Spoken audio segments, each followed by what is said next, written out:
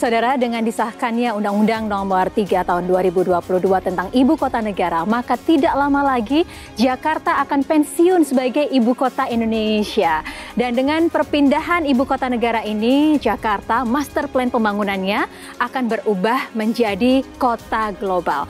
Dan kali ini Jakarta sudah dipersiapkan untuk menjadi sentra pertumbuhan bisnis dan juga ekonomi berskala global, salah satunya di kawasan tematik yaitu Jakarta International Stadium. Nah, akan seperti apa transisinya? Kita akan memperbincangkannya selama 30 menit ke depan bersama saya, Diana Dwika, hanya di Bincang Kita.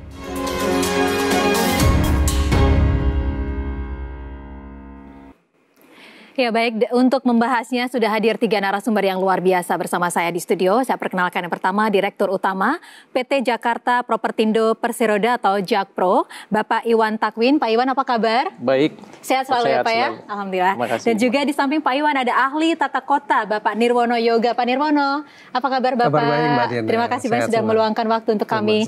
Dan juga di samping Pak Nirwono, ahli kebijakan publik Bapak Agus Pambagio. Pak Agus, apa kabar Pak Agus? Baik, Din. Sehat-sehat. Sehat-sehat, semoga semuanya sehat. Terima kasih banyak Bapak-Bapak sudah meluangkan waktu di sini di tengah kesibukannya. Saya mau ke Pak Nirwono terlebih dahulu. Ini pastinya dinantikan ya oleh masyarakat, sudah banyak wacana. Oke, ibu kota akan pindah gitu. Tapi next step-nya apa nih? Jakarta akan berubah menjadi apa begitu? Karena ini akan menentukan juga langkah-langkah yang akan diambil oleh masyarakat. Seperti apa, Pak? Betul, Mbak Diana. Jadi pasca disahkannya Undang-Undang Nomor 3 Tahun 2022 ya tentang Ibu Kota Negara ya, maka Jakarta juga sedang merevisi tentang RUU Daerah Khusus Jakarta namanya ya. Ini akan menggantikan bagaimana posisi Jakarta setelah tidak menjadi ibu kota negara. Nah, RUU ini rencananya dalam waktu dekat memang sedang dalam pembahasan DPR ya, dan akan segera disahkan pada tahun 2024 ini. Nah, yang menarik dari isi RUU tersebut ya, salah satunya menyebutkan bahwa posisi Jakarta nanti ya setelah tidak menjadi ibu kota akan menjadi kota global. Apa sih Pak kota global? Nah, kota global ini kalau kita bicara secara umum ya sudah ada namanya Indeks Global City. Ya. Nah, di dalam Global City Index inilah sudah disebutkan kriteria-kriteria apa saja yang harus dikembangkan sebuah kota sehingga kota itu layak disebut menjadi kota global. Nah, contoh paling mudah misalnya ada 3. Satu bicara soal infrastruktur kotanya, ya infrastruktur jalannya, kemudian infrastruktur trotoar, air bersih dan seterusnya. Kemudian yang kedua adalah transportasi, bagaimana pengembangan transportasi publiknya dalam kota tadi.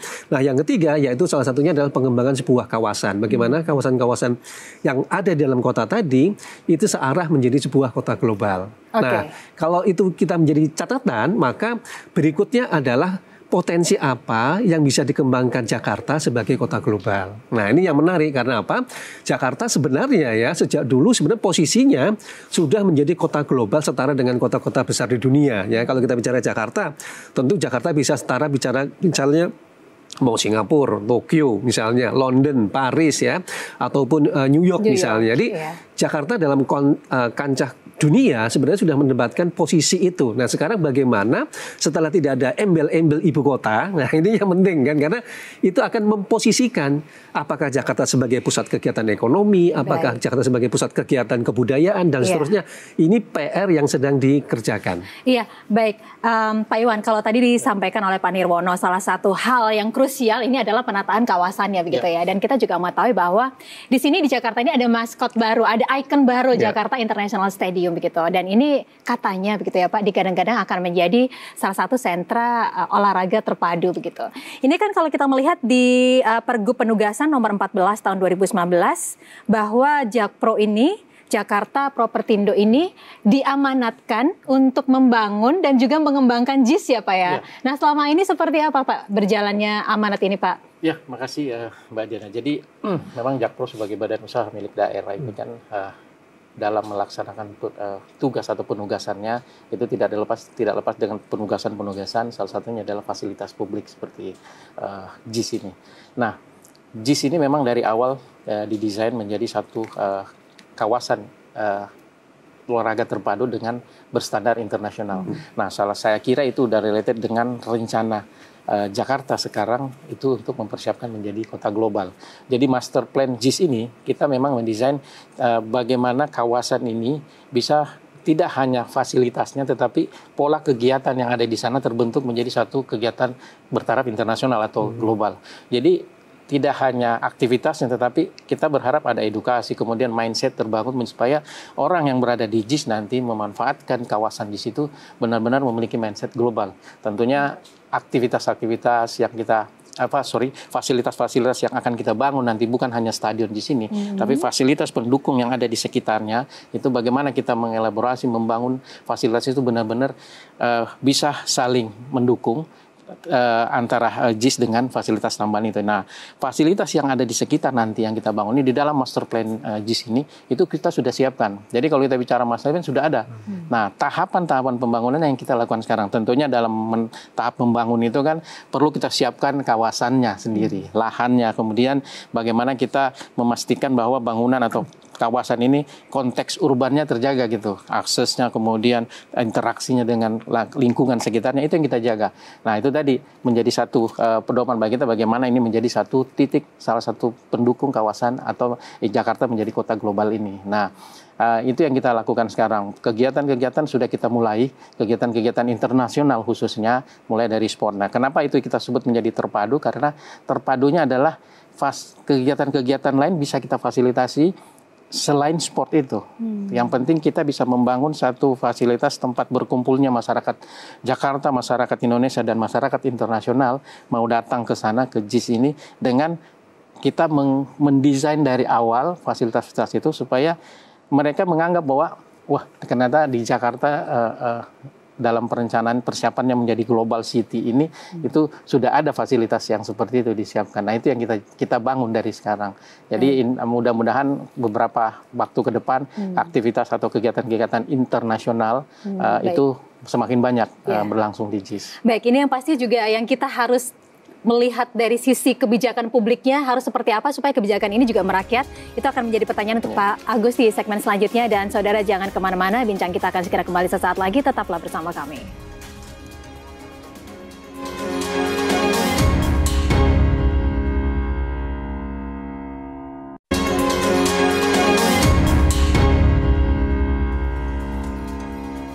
Baik, Anda kembali di bincang kita dan kita masih membahas tentang Jakarta menuju kota global, masih bersama 3 narasumber di sini. Dan saya tadi sempat menanyakan Pak di segmen 1 kepada Pak Agus, ini tataran kebijakannya ini harus seperti apa Pak supaya kebijakan ini merakyat dan juga bagaimana juga untuk bisa melibatkan masyarakat secara aktif untuk membangun Jakarta sebagai kota global ini Pak, terutama di kawasan JIS. Ya, tentu peraturan utama adalah undang-undang. Undang-undang sudah bukan ibu kota, sudah ada. Sekarang undang-undang kota global atau turunannya, perdanya, pergub harus disiapkan. Kan waktunya masih ada. Ya.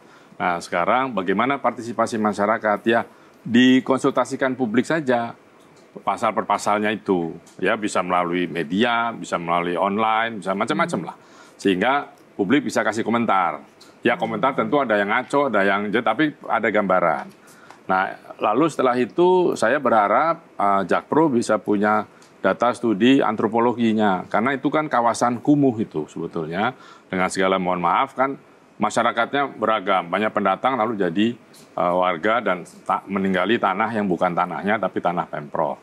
Nah, ini kita perlu ada data yang lengkap supaya kalau ada persoalan sosial kita bisa buat mitigasinya dengan baik, ya kan? Nah, sekali lagi konsultasi publik itu menjadi penting, terserah bisa gubernur, bisa wali kota, bisa bersama Jakpro atau orang-orang seperti kita ini yang nggak jelas ini, ya terus bisa memberikan masukan, gitu kan, supaya Pemprov, Jakpro dan semua yang ditugaskan itu paham, ya kan, termasuk juga bagaimana mengembangkannya, bagaimana kaitannya dengan Jaya Ancol itu kan seberangan, tentu bisa saling komplementari, kita bikin 2 kota satelit gitulah ya, wilayah satelit.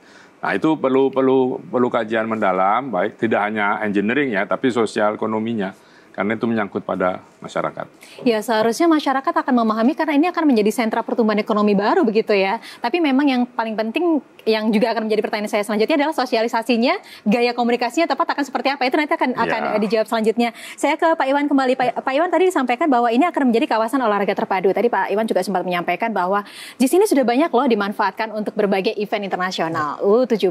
Kemudian kemarin ada Golden Disc Awards begitu ya. Ini Korea, ajang penghargaan Korea begitu, dan banyak sekali event-event musik juga. Ini untuk pengembangan kawasan olahraga terpadu ini seperti apa dan bagaimana Jakpro mewujudkan amanah pergub tersebut, Pak?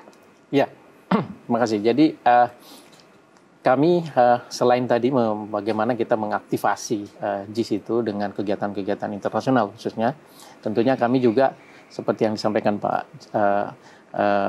Nirwono tadi, bagaimana supaya fasilitas-fasilitas yang ada di sana nanti benar-benar bisa menjadi titik kumpul dan titik transit nantinya. Jadi maksudnya gini, tentunya JIS ini dalam mengumpulkan atau memanage crowd yang ada nanti di sana perlu didukung oleh fasilitas-fasilitas transportasi. Jadi kami tentunya sebagai BUMD di Jakarta kan ada BUMD transportasi lainnya yang kita bisa sama-sama bersinergi.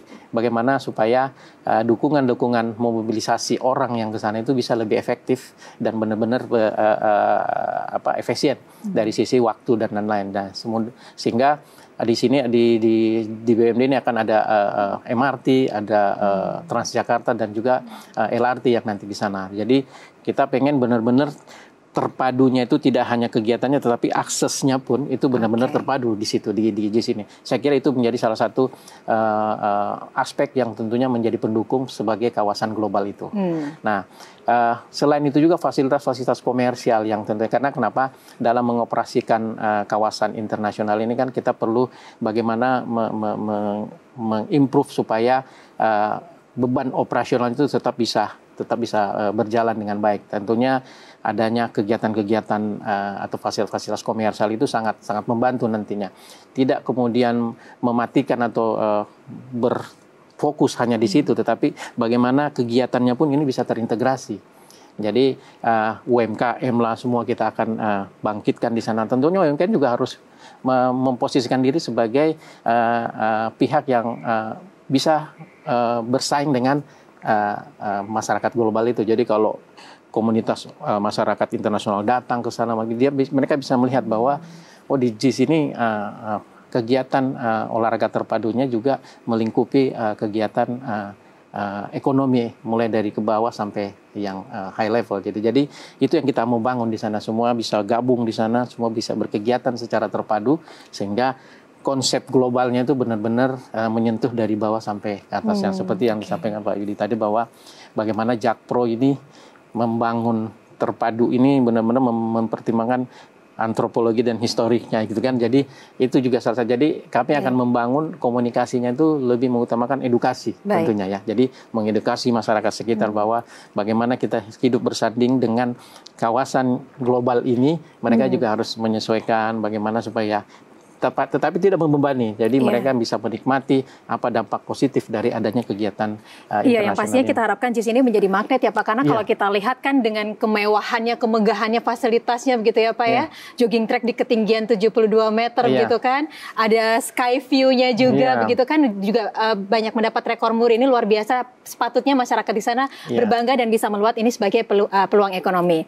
Baik, kalau ke Pak Nirwono, ini sebenarnya dengan perpindahan ibu kota ini, apakah Bapak melihatnya sebenarnya menjadi peluang nih buat Jakarta kembali menata kotanya begitu untuk menuju kota global, dan kemudian ini konsekuensinya begitu ya untuk masyarakat akan seperti apa sih Pak? Ya betul, kalau kita membaca gambaran draft rencana tata ruang wilayah yang sedang direvisi ya, kemudian kita cocokkan dengan rencana tata ruang yang sudah direvisi 2022 kemarin, maka dapat digambarkan bahwa rencana pengembangan kota global tadi mengidentifikasi kawasan-kawasan tematik apa sih sebenarnya menjadi potensi. Nah, kalau dari draft yang sudah ada tuh saya bisa membaca paling tidak ada 10 kawasan yang akan dikembangkan termasuk JIS ya.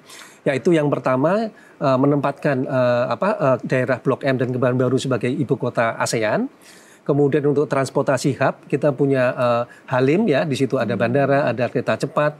Kemudian ada Manggarai yang sedang berkembang juga sebagai stasiun kereta api. Kemudian ada daerah Duku Atas ya sebagai transportasi hub juga. Nah, kemudian untuk olahraga, pusat kawasan olahraga terpadu selain GBK tentunya JIS dan Ancol itu akan dikembangkan menjadi satu kesatuan ya. Terus nanti nyambung lagi dengan daerah sekitar MRT yang dari Harmoni sampai kota itu menjadi satu etalase pusat kesejarahan kota. Belum lagi kita punya RSCM Gondang Dia dan Cikini itu menjadi pusat kebudayaan karena sudah ada tim yang sudah direnovasi. Plus ada di Pasar Baru, kemudian ada Gedung Wisma Jakarta, Istiqlal dan Katedral sebagai pusat kebudayaan dan keagamaan. Ditambah lagi yang terbaru yaitu daerah kawasan Grogol dan Selipi itu akan menjadikan pusat pendidikan. Jadi kalau lihat seperti itu, paling tidak sudah tergambarkan tipe-tipe kawasan tematik apa saja yang akan dikembangkan. Ini menarik buat apa? Tentu buat investor nanti ya. Dengan adanya pengembangan kawasan tematik seperti ini, peluang itu bisa dijadikan Jakarta menjadi kota global. Nah, salah satu yang tadi menarik adalah pengembangan kawasan JIS dan Ancol tadi, karena didukung ada 3. Satu, rencana pengembangan transportasi massal itu semuanya nanti terhubung di situ. Nanti ada MRT yang dari kota ya, sekarang nanti akan menyambung sampai dengan ke Ancol melewati JIS. Kemudian ada rencana LRT-nya dan juga pengembangan dari transportasi bis Transjakarta, plus ada penyediaan bangunan stasiun baru untuk stasiun KRL. Ya, Pak Iwan. Jadi dari situ akan tergambarkan bagaimana pencapaian ke kawasan JIS dan sekitarnya itu akan dimudahkan. Satu itu. Kedua, ini PR juga ini terutama setelah ada RT/RW dan RTR, maka pihak Jakpro punya tugas mengembangkan rencana induk penataan kawasan JIS dan sekitarnya yang terhubung dengan daerah sekitarnya termasuk Ancol. Kenapa? Di situ kita akan melihat 2 hal nanti. Satu, penataan lingkungannya ya. Jangan lupa ini menjadi lingkungan pusat kegiatan olahraga terpadu. Artinya apa? Artinya seluruh tata bangunan harus mendukung kegiatan keolahragaan, entah itu kesenian, entah pun olahraga, yang semuanya secara keseluruhan nanti harusnya menjadi kawasan yang terpadu tadi. Nah, kira-kira itu gambaran umum yang kita harapkan nanti setelah adanya rencana induk tadi disosialisasikan seperti harapan Mas Agus tadi. Bagaimana sih rencana pengembangan ini? Apakah 5 tahun, 20 tahun misalnya? Terus kemudian mitigasi apa yang perlu dilakukan ya? Karena suka tidak suka dalam penataan kota dikenal namanya urban regeneration atau namanya peremajaan kawasan perkotaan. Nah, kalau memang JIS dan sekitarnya akan menjadi kawasan pusat olahraga terpadu seperti yang sudah direncanakan oleh Pemprov DKI, maka konsekuensinya adalah dilakukan penataan kawasan, baik itu lingkungan dan bangunan. Ini yang menurut saya yang perlu dimitigasi tadi, Mas Agus. Baik, kita akan melanjutkan perbincangan di segmen selanjutnya. Menarik sekali perbincangan pada kesempatan kali ini. Dan saudara jangan kemana-mana, kita akan melanjutkan perbincangan tentang Jakarta menuju kota global di segmen selanjutnya. Bincang kita akan segera kembali sesaat lagi.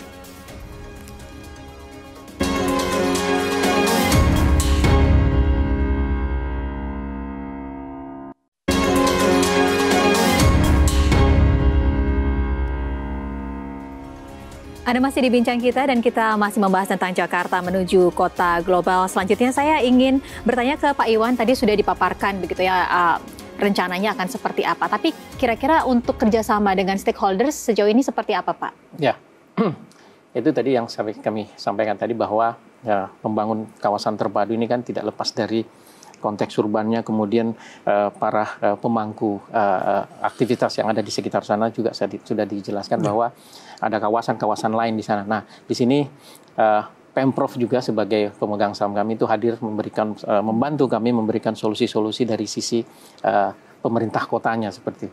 Jadi kami dalam menjalin komunikasi dan juga berinteraksi dengan stakeholders yang ada di sana ataupun regulator-regulator lainnya, itu kita terus melakukan updated, kemudian membangun satu sistem monitoring sama-sama untuk menjadi satu sistem komunikasi yang komplit di situ. Jadi dalam merencanakan pun sampai dengan kita melakukan satu aktivitas yang ada di dalam kawasan di situ, semuanya kita lakukan sosialisasi, kemudian bagaimana kita melibatkan semaksimal mungkin pihak-pihak yang ada di yang menjadi stakeholders kami. Jadi kami jaga benar-benar bagaimana kita sama-sama bisa berdampingan dalam mengembanggan kawasan terpadu ini.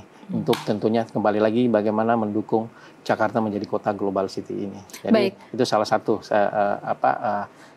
poin yang kami pegang. Kita tidak bisa, Jakpro tidak bisa sendiri membangun kawasan terpadu ini. Dalam membangun pun kita harus benar-benar terpadu bersama-sama dengan stakeholders lain, dan juga bagaimana kita menjaga lingkungan sosial sekitarnya. Kita bisa berinteraksi sama-sama, kita bisa melibatkan semaksimal mungkin, tentunya sesuai dengan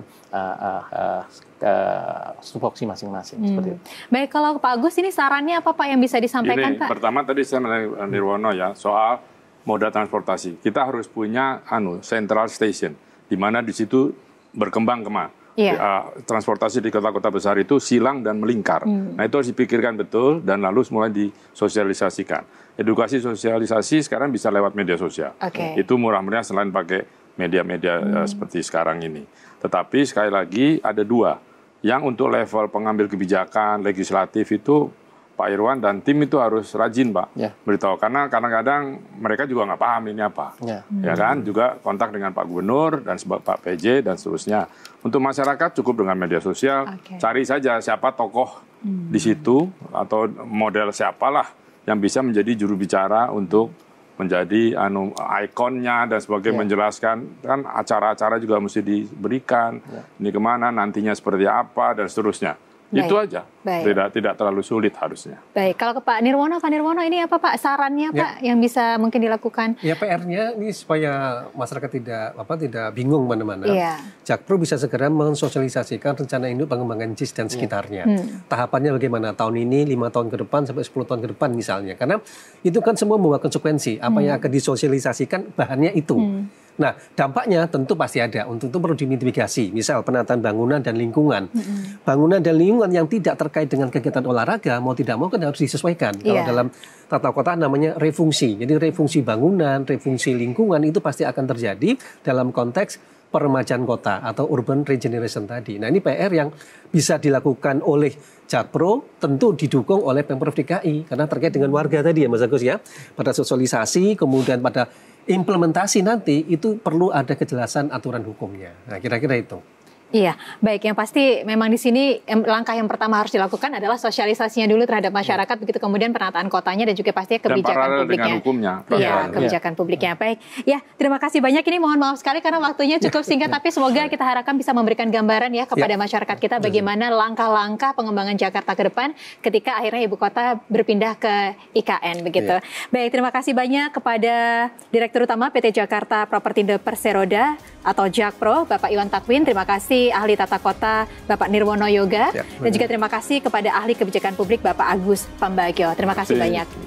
Ya, dan pemirsa, demikian perbincangan kita di Bincang Kita kali ini. Saya Diana Twika undur diri. Terima kasih atas kebersamaan Anda dan sampai jumpa.